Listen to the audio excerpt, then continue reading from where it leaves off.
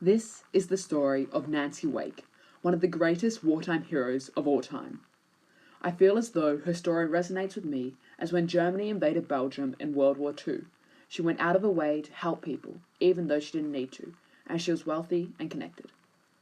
I feel like, in a very small way, through my young ambassadorship, I'm helping the community, taking leadership, and representing young people, even if there is no immediate benefit to myself.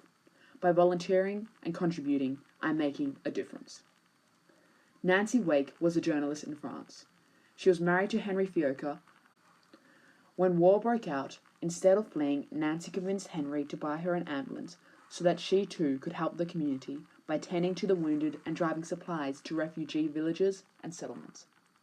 She chauffeured Allied soldiers using her charms and looks to get past German checkpoints, so these Allied soldiers could get home to their countries and families. The Gestapo at this point had heard of her and had given her the calling card, the White Mouse. This was due to how she always seemed to slip through their hands when they thought they had cornered her. She became the most wanted person by the Gestapo in 1943. They even put a 5 million franc reward on her head. The heat got too much, however, so she decided to get out and head to Britain. Finally, on her sixth try, she got out of France and made her way into Spain, from which she travelled to Britain. There she was trained as a Special Forces agent so that she too could be dropped back into occupied France to band together the local marquee groups, manage finances, recruit, and radio in equipment drops. While she was in the spy course, she learned many skills and bonded with her other trainees. She began to gain a reputation as a boisterous, stubborn, hardy, resourceful woman.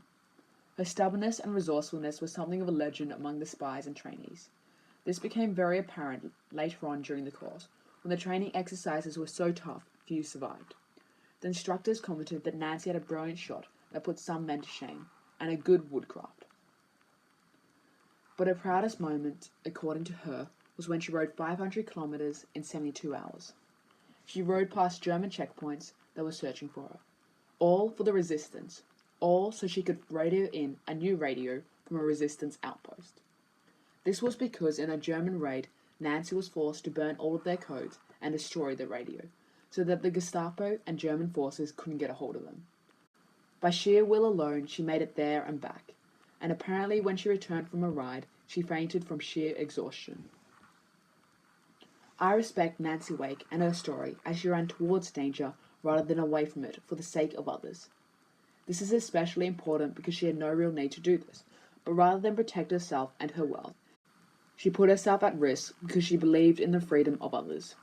She is an inspiration to me and to many, especially for those grandchildren and next generations of children that live today because of her heroic actions in saving the lives of Allied soldiers and civilians in the Second World War.